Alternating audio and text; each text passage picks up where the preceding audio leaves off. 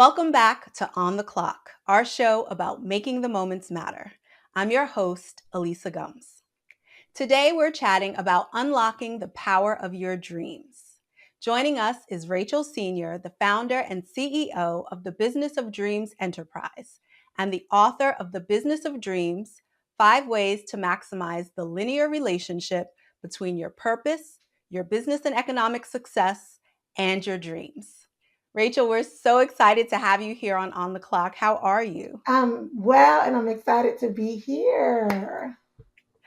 When I first heard about you, I was so intrigued. My family is from the Caribbean, and I vividly remember that my grandmother used to have a dream book that I was often sent to fetch for her when she needed to interpret a dream. But I've never heard dreams associated with business success or financial success before. Can you share with us some of the history of how dreams have been used over the centuries? Yes, so biblically speaking, all the way back to the Bible times, it was dreams that established a lot of the kings that kept their kingdoms running. They relied heavily on the information that came out of their dreams to know, should I go to war? Should I do this? Jacob, he was somebody, the son of Isaac, and he came into his wealth out of a strategy that was given out of a dream. Literally, he was told what goats to mate together, and that breeding process is what he took out of the dream. Solomon was given wisdom to answer questions and know how to govern out of a dream. And so, if you keep going throughout history, even the Mesopotamian kings, they had the dream book that they would commonly refer to because they understood that if I'm going to be a king, I have to take time to pay attention to what is being told to me in my dreams. And if you fast forward in today's society, Larry Page, founder of Google, dream idea. Madam C.J. Walker, her hair care product line. Recipe came out of a dream. Bea Dixon, she's now a CEO of the Honey Pot. Her idea came from a dream. And I could go on. James Cameron, Terminator. He was a producer before, but Terminator was his big hit that landed him, into success. And that came out of a dream. So there's so many ideas, book ideas, film ideas, money ideas that are coming out of our dreams. And we're kind of missing them because we don't see them as ideas. Yeah. Wow. So, Rachel, how did you get into dreams? So, great question. I have been a dreamer since I was little. I've always had dreams, and as I grew up, my dreams were more so. I remember telling my mom a dream I had when she was crossing the street and got into an accident crossing the street. So my mom was like, "I'm not going to cross that street today." Um, but as I got older, my dreams began to serve as guidances. For example, I'm a pastor of a church, and before I became and moved into a building, I was doing a group in my basement, and then I had a dream of this address 245, and I didn't know it was the address. But when I began to look for a building, I came across 245 Atlanta Street. And I knew that was the building that I was supposed to be in. And moving into that building, my ministry began to grow. And so for me, dreams have been a major way that I get my information, that I get my insight, even the business of dreams. This particular enterprise came out of a dream. I had a dream about this. And I have had dreams of other people's businesses and been able to tell them certain things. And so I become very keen on the idea that God uses dreams to give us information about what we're supposed to do. And so I begin to tap into that for other people, interpreting their dreams, helping them understand what direction, what's the purpose. And one of the examples I use often, Elisa, um, to help people understand kind of what Business of Dreams does and why I do it is I use the dream that Pharaoh had. Pharaoh had a dream in the Bible, and in the dream he saw these two calves, and they were super super skinny, and then he saw these two fat calves. They were super super fat, and the super skinny calves ate up the fat calves. And so Pharaoh's like, "What does this mean?" And Joseph is an interpreter who they call out of prison because he gets word that he can interpret dreams, to interpret that you're going to have 7 years of abundance. You're going to have 7 years of your business, but then you're going to have 7 years of famine that come right behind it. And so after Joseph interprets that, Joseph puts on his coaching hat. He's like, so here's what you got to do. If you're going to have 7 years of famine, then you have to do 7 years of abundance very well. You have to begin to pack up everything you got. Put it all aside. We got to store up. For 7 years, Pharaoh stored up products. He stored up goods. And in the 7 years' time, the famine hit. And he was the only nation ready for the famine. So everybody fed off of him. And he became so marketable and profitable because he was able to sell what he had to the people because there was such a famine all across the land. And so what I tell people is there's information in your dreams that you can get coached from that will set you up to be successful, set you up for finances, set you up for business. But you've got to take the moment to interpret them to know how to be coached.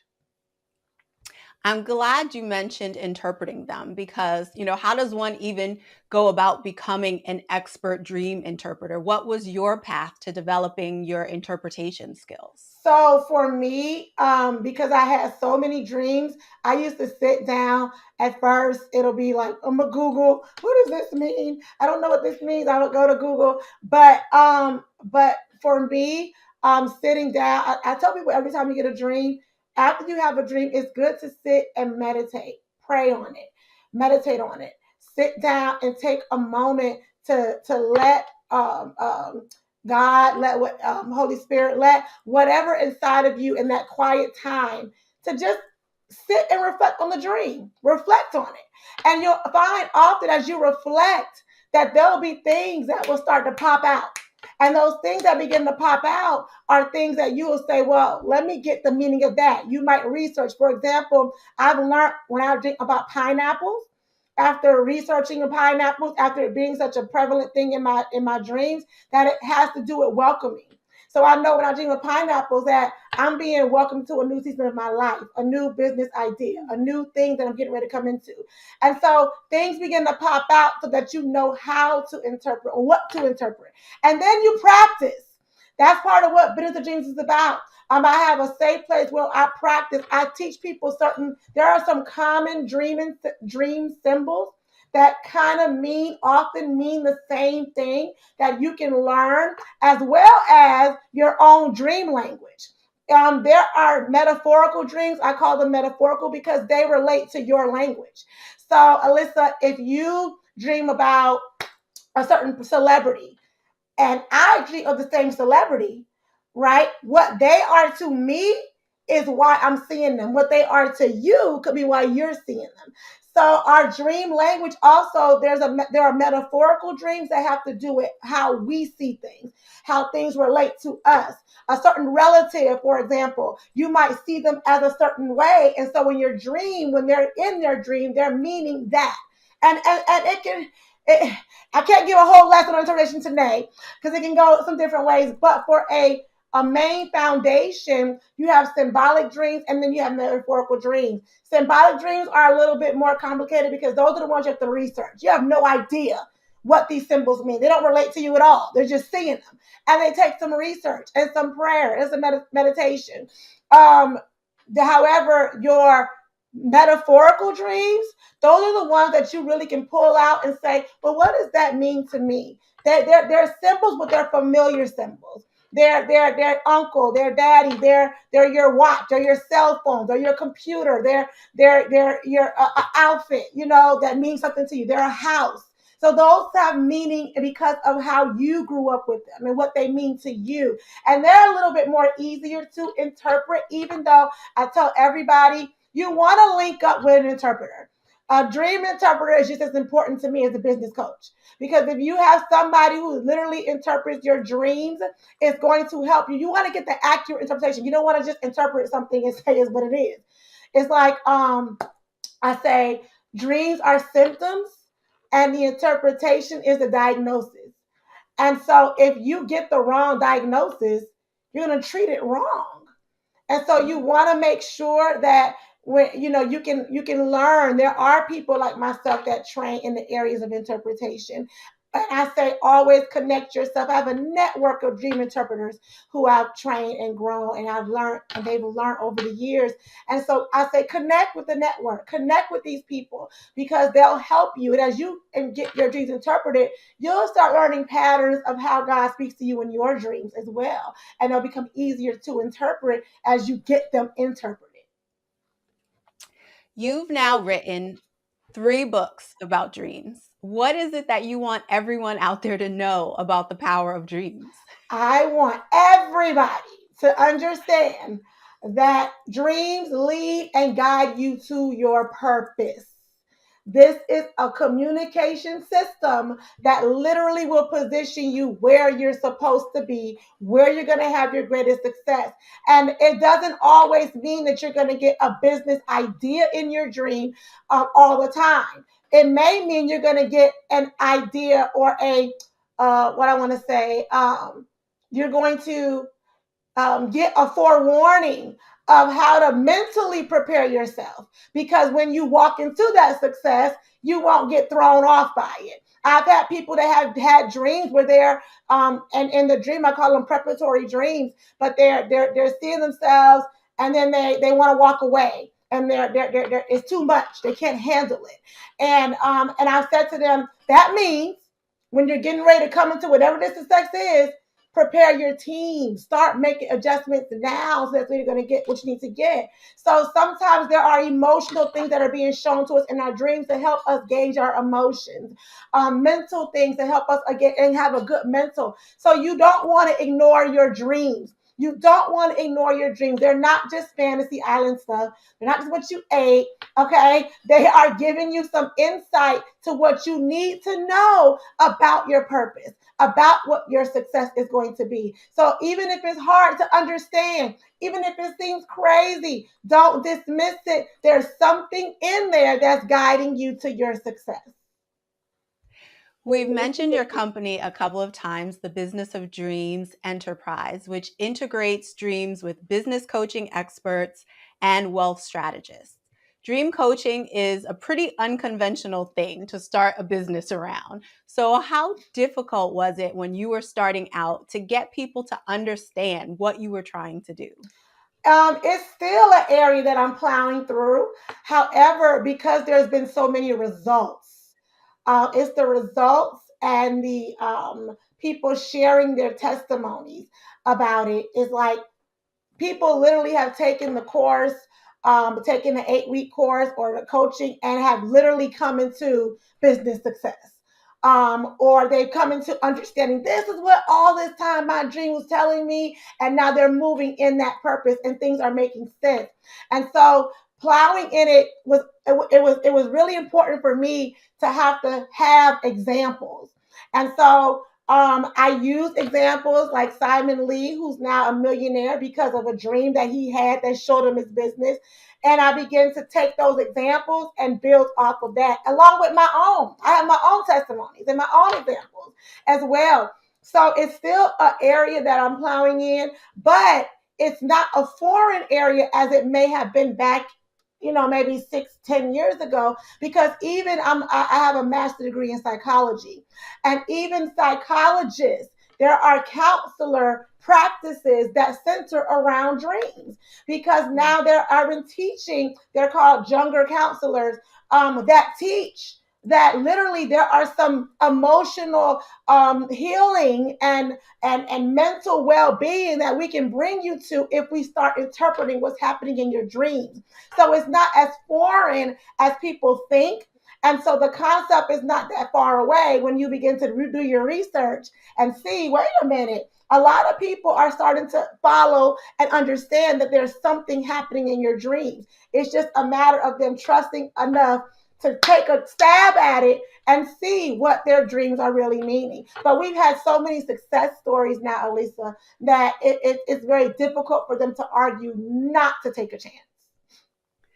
Your company offers a number of different master classes, virtual seminars, even a dream college. Most of us are not familiar with dream coaching, and certainly not on a business or corporate level. Can you sort of paint a picture for us of what that actually looks like? Yes. So I have the coaching and I have the Dream College. So the Dream College, they go through an 8-week course, and we literally start talking about understanding dreams as a means of establishment. And the first course is more so starting to get them strengthening them in their dream communication so that they're dreaming even more and understanding what their dreams are. So I'm activating, kind of strengthening your dream communications at first, and then we kind of move into personalizing, where now we're starting to take your own individual dreams as you're dreaming and starting to see the patterns. So the course is a little bit different from the coaching, because the course is training you to also interpret your dreams. It's training you to know how to learn your dream pattern. It's training you to know how to prepare yourself to have a dream at night, right? It's training you. And then I'm kind of doing more of the behind the scenes, helping you to understand what they mean, right? The coaching, I'm actually coaching you. So I'm not necessarily training you on how to interpret them as much as I'm interpreting them for you and then coaching you based on what you have told me, what your dreams is. And then based on some of the information and the insight that we interpret, I will then connect you to the right coaches who are experts in the area that you're going to be coaching on because of what your dreams have said to you. So as a coaching, it's like, okay, tell me your dream. Okay, well, I'm going to interpret this dream for you. This is what I see. Sometimes it might come right then. Sometimes it might come a day later. But I'm going to tell you what I see. Once I interpret that dream, I'm going to say, here's what I recommend based on what you have heard and what we have interpreted. And sometimes from there, I give instructions. Sometimes I'm going to say, hey, I'm going to bring in this coach right here because this coach is going to help you in this area because this is the area you were struggling in your dream, right? And so that's how the coaching works. I'm not training you to interpret as much, but I am going to walk you into your success. You mentioned that you've been a dreamer since you were a child. If dreaming isn't something that comes naturally for the rest of us, how can we get better at dreaming? That's a great question. You get making me give my secrets, Alisa, that we We're only giving a few of the secrets. Um, but there's a way that you can go to bed at night that prepares you and strengthens you for the dream. And so I tell people, it's like if you were going to a seminar that you were getting ready to learn something, you're going to take your notebook and your pen and you're going to prepare to write notes. So, in the same way, if you're really expecting for God to speak to you in your dreams, then you want to go to bed preparing to take notes. And so I tell people, one, set your atmosphere up. Go to bed, turn off the TVs, cut the interferences off.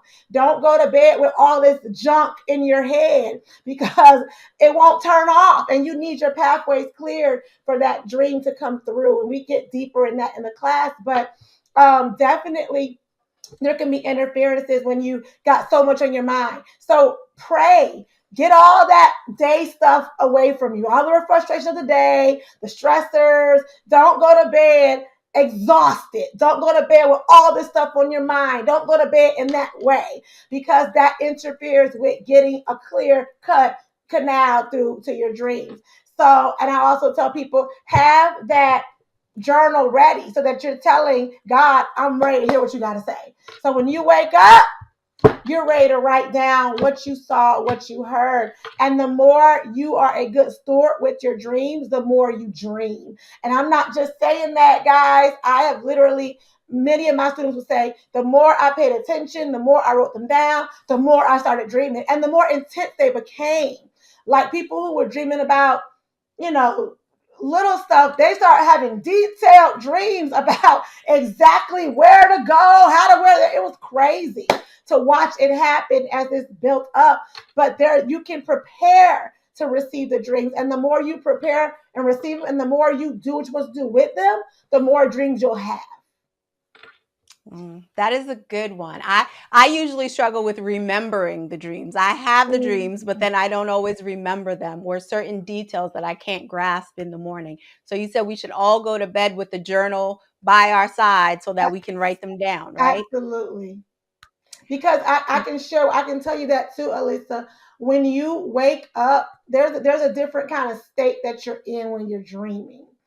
A different kind of state. And so I tell people, when you wake up as a dreamer, you don't want to wake up and then move into taking a shower or going about your day. You need to take a moment right there when you wake up and just reflect on what you dream, because you want to kind of still be in that state. You don't want to wake, you don't want to get out of that state too fast, is what I'm trying to say. And so you stay in there and those details come back. You stay in there, but if you jump up and just go about your day and start moving, oh my gosh, it will just like a vapor just evaporate. And so you want to take a moment before you jump up. I tell people, if you got to get up and go to work, wake up 30 minutes earlier to give yourself some time to just sit on what you have just seen in your dreams and allow it to come back, and then write it down or record yourself and then write it down. But you definitely want to write it down for reasons Okay. I'll talk about later. The real key, of course, to unlocking the power of our dreams after we dream them, after we remember them, after we write them down, is figuring out what they mean. I know that you have a whole course that helps people do this. And so, you can't answer it in a sentence, but if you could give people one tip that can help them become better at interpreting their dreams, what would it be?